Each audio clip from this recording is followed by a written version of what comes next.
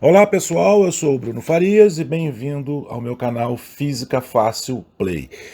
Neste módulo a gente vai falar um pouquinho sobre queda livre sem resistência do ar, com resistência do ar, e na sequência a gente vai fazer uma série de exercícios. Então vamos para o nosso primeiro vídeo, queda livre sem a resistência do ar. Bom, essa figura que vocês estão vendo aí é o Galileu Galilei. Essa é uma fotografia, né? Na verdade, é uma imagem de um quadro pintado de Galileu Galilei, no canto esquerdo da tela. E no lado direito, vocês estão vendo aí a famosa experiência de Galileu Galilei, que consistiu em jogar, né, soltar no caso, queda livre, né? Ou seja, ele largou, ele não lançou, né? Pegar duas esferas e largar ela na mesma altura do alto da Torre de Pisa. E aí a gente vai ver daqui para frente o que foi, quais foram as consequências disso, o que aconteceu. Né? Na verdade, isso aconteceu por volta do ano de 1590. Né? A história conta isso aí. Algumas pessoas acreditam que isso é uma lenda, que isso daí não aconteceu, outras dizem que sim, mas enfim, não estamos aqui para discutir a história, não estamos aqui para dizer se Galileu fez ou não fez essa experiência. O fato é o seguinte, que ele anunciou, né, o Galileu, na Universidade de Pisa, né, que é a cidade da Itália, que ele faria uma experiência jogando esses dois corpos do topo, do alto, né, da Torre de Pisa. No dia que ele faria isso, né, ele trouxe, né, muitos curiosos, vieram muitas pessoas, um grande número de estudantes, amigos, curiosos, né, vieram acompanhar a experiência de Galileu, que seria o quê? Jogar esses dois corpos, né, do alto da Torre de Pisa. Um tinha 1 quilo e outro tinha 10 quilos, né? E aí os participantes, né, todo mundo que estava ali, os amigos, os cientistas, os curiosos, né, eles puderam ver que os dois corpos tocaram no solo, tocaram no chão, no mesmo momento, ao mesmo tempo, contrariando uma crença que existia naquela época, que dizia que os corpos mais pesados cairiam, né, chegariam no chão primeiro. E aí, diante dessa constatação, alguns adversários de Galileu formularam algumas objeções a partir dessa experiência. E aí passaram a se perguntar a Galileu e começaram a questionar, né? Por que as penas de um pássaro caem mais lentamente que uma pedra? Né? E aí Galileu respondeu que a causa dessa desigualdade de velocidade seria a presença da resistência do ar, que faz com que os objetos, né, em queda livre, essa resistência do ar, ela se oponha à queda dos objetos. Por isso que uma pedra, um objeto mais sólido, cai mais rápido, com velocidade maior, do que uma pena. Bom, o fato é o seguinte, se essa experiência aconteceu ou não aconteceu, se Galileu ele foi lá, subiu no alto da Torre de Pisa e jogou esses dois objetos, um de massa de 1 quilo e outro de massa de 10 quilos ou não, isso não importa, né? Importa que se a gente repetir essa experiência hoje, o que vai acontecer? Ambos os objetos, independente da sua massa, independente do seu peso, né, eles vão chegar no alto, eles vão chegar ao mesmo tempo no solo. Tá? E aí, os questionamentos que foram feitos pelos adversários de Galileu, referentes ao caso da pena, porque que a pena chega primeiro no chão, a gente pode ver análise disso daí nesse vídeo que eu vou passar aqui para vocês agora. O que consiste esse vídeo? Como vocês podem ver, num laboratório, numa câmara, tá? Você coloca uma bola de boliche e essas penas aí, né, bem grandes, né?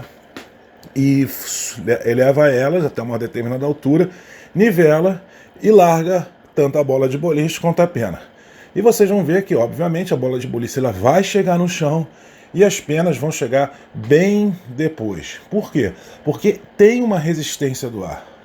A resistência do ar ela dificulta a queda da pena porque tem uma área de contato maior, ela tem uma aerodinâmica muito pior do que a aerodinâmica de uma bola, de uma esfera, né? Ela tem uma massa menor, enfim, são praticamente esses fatores que vão determinar um tempo de queda menor, né, da pena. Menor não, perdão, um tempo de queda maior da pena. A bola de boliche ela vai chegar no chão primeiro.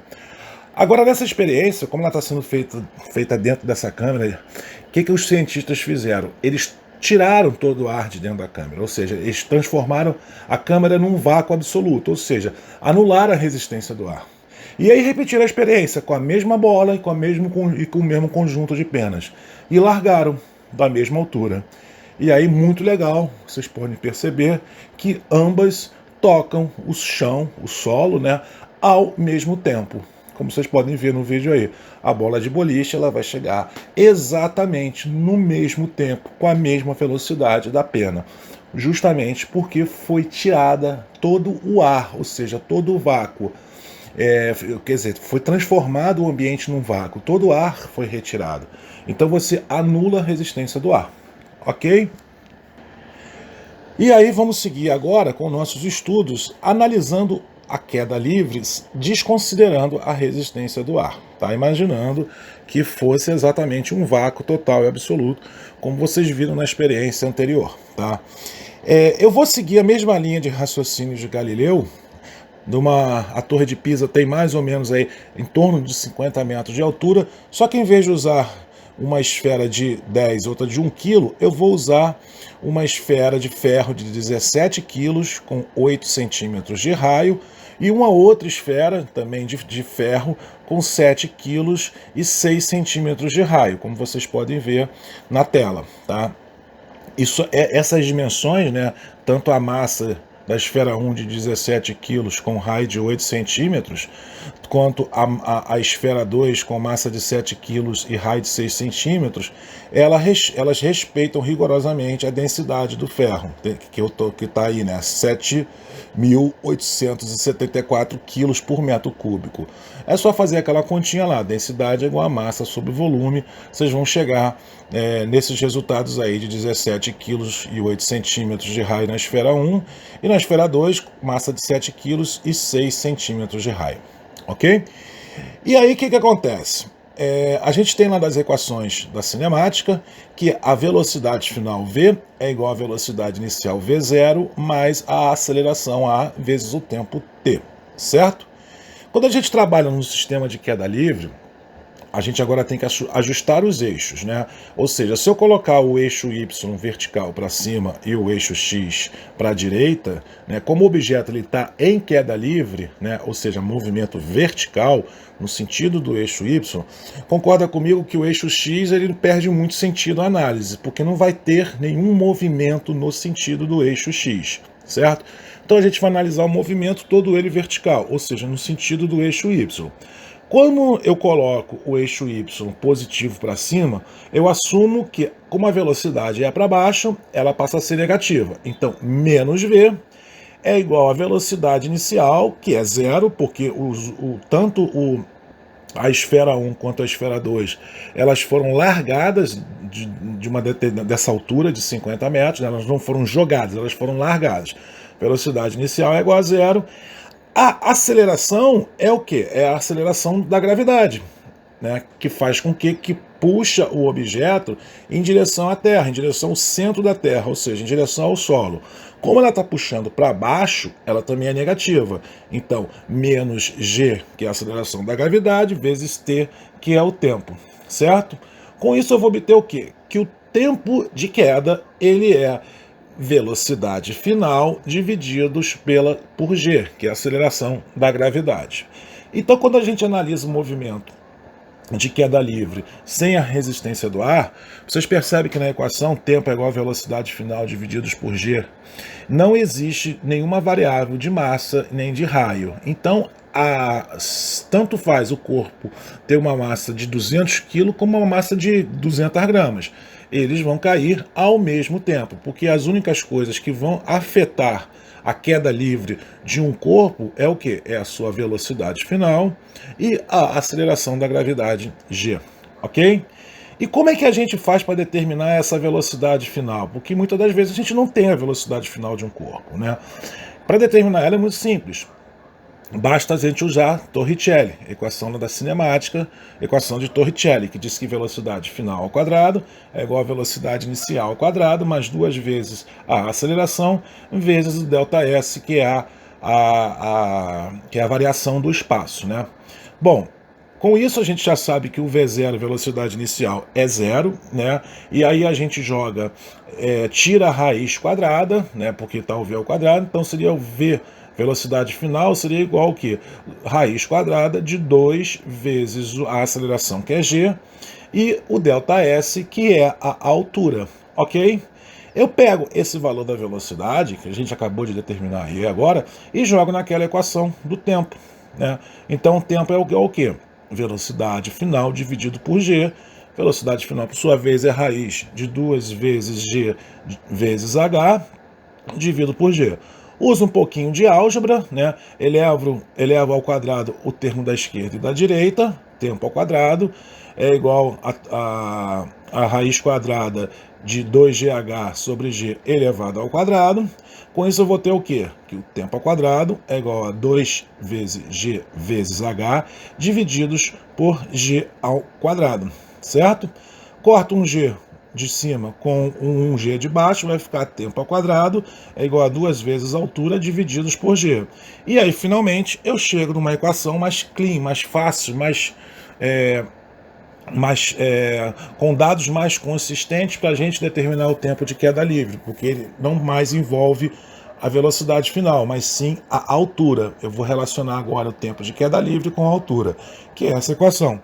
Tempo é igual a raiz quadrada de 2 vezes a altura da queda divididos por g. Observe, mais uma vez, que em momento nenhum apareceu aí a densidade do corpo, a massa do corpo, o raio do corpo. Não. O tempo, quando a gente faz o tempo de queda livre, quando a gente faz uma análise desconsiderando a resistência do ar, é simplesmente isso que vocês estão vendo. Ele vai ser o quê? Ele vai ser proporcional, diretamente proporcional à altura e inversamente proporcional a g.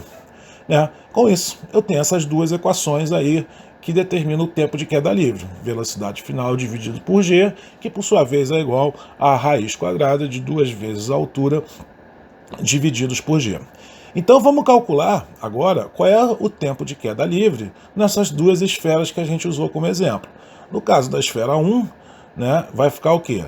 Quem é o 2? 2 é o 2, é constante, não varia. A altura é 50, divididos por g, que é a aceleração da gravidade, que a gente sabe que é 9,81 metros por segundo ao quadrado. Fazendo essas continhas, a gente vai chegar à conclusão que a esfera 1 ela vai demorar quanto tempo para chegar no solo? 3,2 segundos, ok? Esfera 2, gente, é a mesma coisa.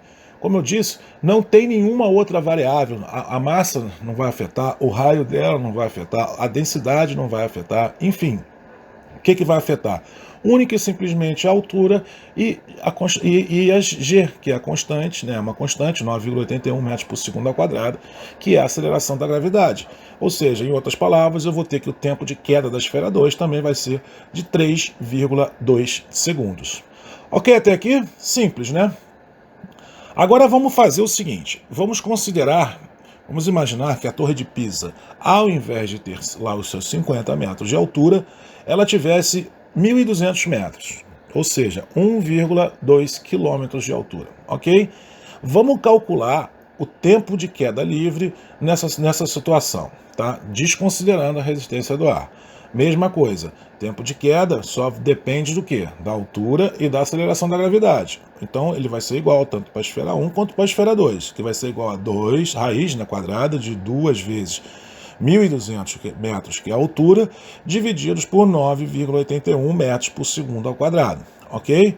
Com isso a gente chega à conclusão que ambas as esferas, tanto a 1 quanto a 2, quando são arremessadas de uma altura de 1.200 metros, elas demoram 15,6 segundos para chegar ao chão, certo? E aí eu vou botar isso num resumozinho, como vocês veem na tela, tá? A esfera 1 e a esfera 2, tá? Sem resistência do ar, por uma queda de 50 metros de altura, ambas levam 3,2 segundos para chegar ao solo. Quando a altura é bem maior, né, 1.200 metros, ambas vão levar o quê? 15,6 segundos para chegar ao solo, certo?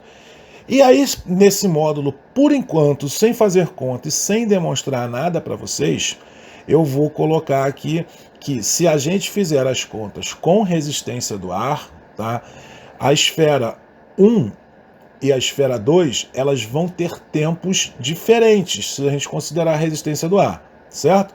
No caso da altura de 50 metros, vocês vão ver ali que é 3,2 segundos. Mas vocês vão ver depois lá na frente, no próximo vídeo meu, que é o queda livre com resistência do ar, quando a gente abre esse 3,2, tanto sem resistência do ar como com resistência do ar, há uma diferença sim, tá? Mas vamos considerar por enquanto que elas são, trabalhar só com uma casa decimal, que são iguais. Porém, quando eu jogo de 1.200 metros de altura, né, vocês já percebem aí que o tempo de queda livre com resistência do ar, ele é cerca de meio segundo, 0,5 segundos, né, maior do que na esfera 1 e 0,6 segundos maior do que para a esfera 2. Ou seja, sem resistência do ar, o tempo de queda livre de uma altura de 1.200 metros para a esfera 1 seria de 15,6 segundos, como a gente já calculou. E com a resistência do ar, considerando a resistência do ar, o tempo de queda livre dessa esfera 1 será de 16,1 segundos. Mesma coisa para a esfera 2, 15,6 segundos desconsiderando a resistência do ar e 16,2 segundos considerando a resistência do ar. Ok, gente? E aí, tradicionalmente, eu já coloco aqui no nosso corolário de equações, né, no famoso papel azul, as nossas equações que a gente usa para trabalhar com queda livre sem resistência do ar. Foram as equações basicamente que a gente já viu até aqui, certo? Bom, a parte teórica de queda livre sem resistência do ar está finalizada por aqui.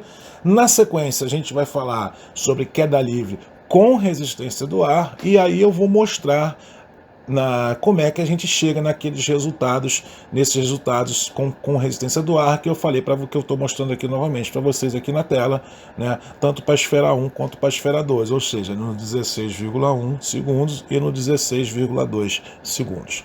E na sequência, a gente, depois do vídeo 2, que é o com resistência do ar, a gente vai fazer alguns exercícios sobre queda livre, ok? Se gostou do vídeo, deixa o seu like, coloca um comentário aqui, divulga nas suas redes sociais, isso é muito importante para o fortalecimento e para a continuidade do nosso canal, ok? Muito obrigado aí pelo seu tempo, pela sua paciência e até o próximo vídeo. Tchau, tchau, gente.